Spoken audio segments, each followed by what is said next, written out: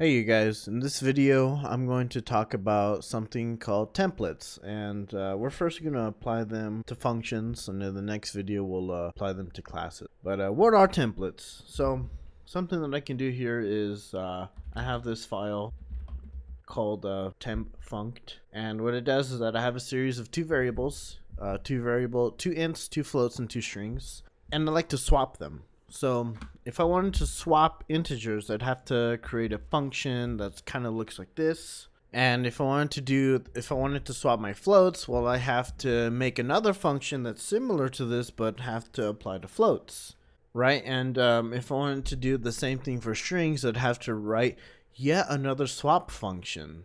So here I have three functions that essentially do the same thing, but the only thing that varies is their data type. And well, if you're looking at this and you've learned C, you might be thinking, wait a minute, this isn't right. I can't redefine my function. But with C++, what's really nice is that we have something called function overloading, where we can have the same name of the function with varying inputs, and as long as the inputs are distinct and varied, we can have a function of the same name but with different inputs. Having these three functions, I need to use them in order for me to be able to swap my variables here. So here I'd swap A and B, and then here I'd swap N and M, and then here I'd swap S and R. And actually, let's print the before and after with an extra new line. I need to make this a string now. And I can do the same thing here, but replacing this with N and M. And then I can do the same thing here, but now rather than A and B, it's going to be S and R. Right, so this swap function on line 25 is going to call the swap function that I have all the way up here from lines 4 to 8. And the second swap function, which is on line 30, is going to call the swap function between the lines of 10 and 14. Finally, the third swap function, which is on line 35 here, is going to be calling the swap function that's on line 16 through 20.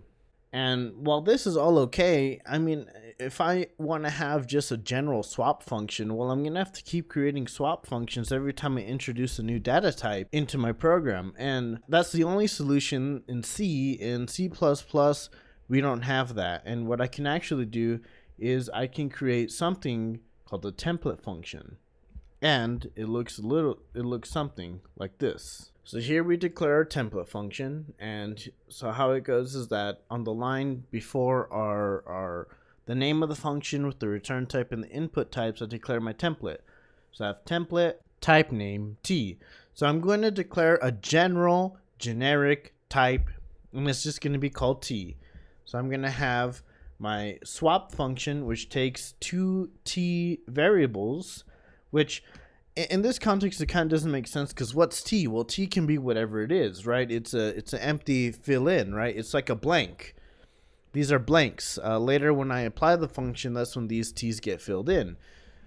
But one thing that I want to highlight, that even though these two are generic, they are the same T, right? So X and Y must be the same data type because they are the same T. If I wanted, let's say, two different data types, one thing I can do is, instead of having type name T, maybe I can have it as T1, and I can have type name T2, right? So now I can have two different generic types. They can be the same, but we imply that they are different, right? It is implied that they are two different data types, but they don't have to be. They can be the same. Anyways, going back to our swap function, so I have a generic type T. So I have a X and Y value that are both types T. I have a T temp, and I set X equal to that temp, and I go through the swapping methodology, and it's swapped. So now what's interesting now is what happens when I call this swap. Like a template that you may use in real life, right? A template for you in traditional applications and like real world applications is that we have something general that we apply it to something specific, right? So here is my general function, But when I call this swap, instead of having the type name t, the t's are going to become ints. So I'm going to have my int x, my int y, and my int temp. But then when I go down here to line 19, when I call swap here, well, the t, rather than becoming an int, now becomes a float because n and m are floats. So x becomes a float here, y becomes a float, and temp becomes a float when we call swap on line 19. And then when I have my swap function call on line 24, rather than be an integer or a float, t becomes a string, right? So I have string x, string y, and I have a string temp, right? And this is pretty rad because, I mean, I've just defined a generic algorithm where it doesn't matter what the data type is. Typically, you know when to create a generic function when you've implemented multiple versions of it, right? Right before I created my swap with template inputs, I had 3 swap functions, one for integers, one for floats, and one for strings, right? And it's like, oh man, you know,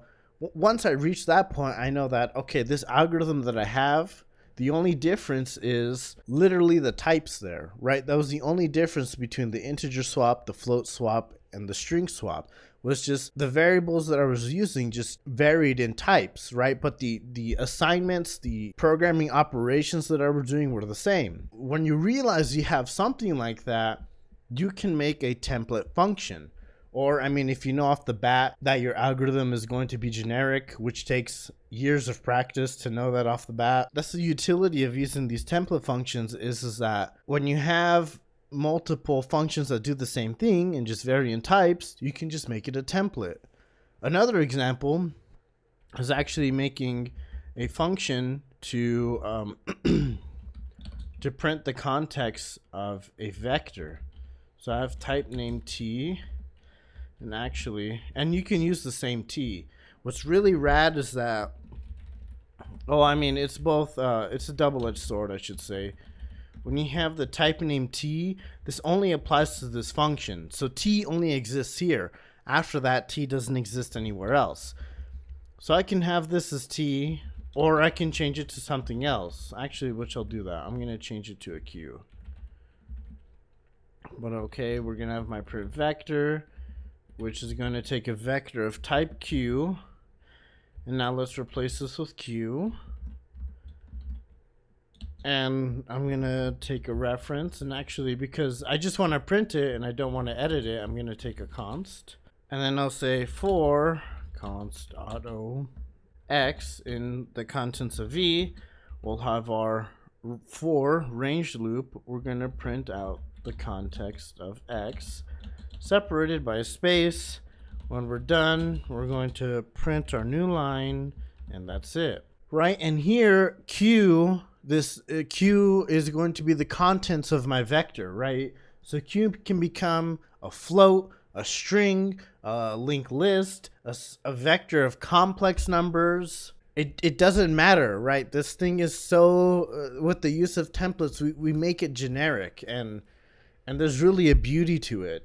But again, how do I know when to create a template function? Well, either you know off the bat that it's going to be generic, but the other one is that you've either created this function so many times with specific implementations, right? Like maybe you have a print vector that prints a vector of integers, but then like in another program you have to do the same thing for a double, and maybe in that same program you need to create a print vector function for, you know, printing a string, that kind of thing. And once you reach that point, it's like, oh man, I've created so many versions of this algorithm or this function that it's gotten to a point where really the only difference between all of them is that they're all specific implementations towards each specific type, right? What I do in all of them is the same. So that's when you pull out your template, and then bam, you make it generic. Finally, why don't I have something here to have a vector and print its contents out.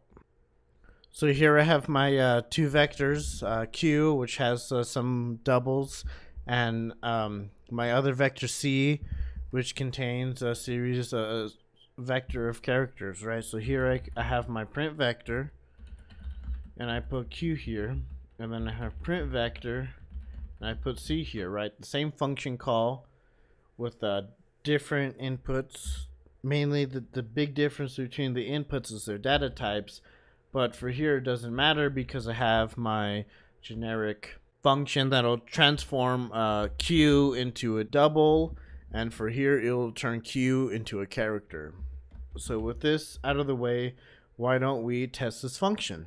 Here we have the execution. Pretty sweet. Here I was able to swap my two integers, then my two floats, my two strings.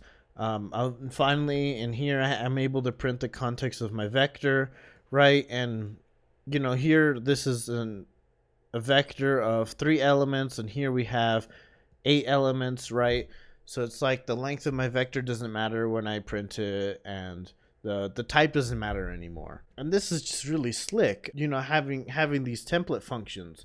It allows you to have really generic algorithms and participate in generic programming while maintaining the speed of C++. But not only does this apply to functions, this can apply to classes. And in the next video, we'll see an example with creating a generic linked list class.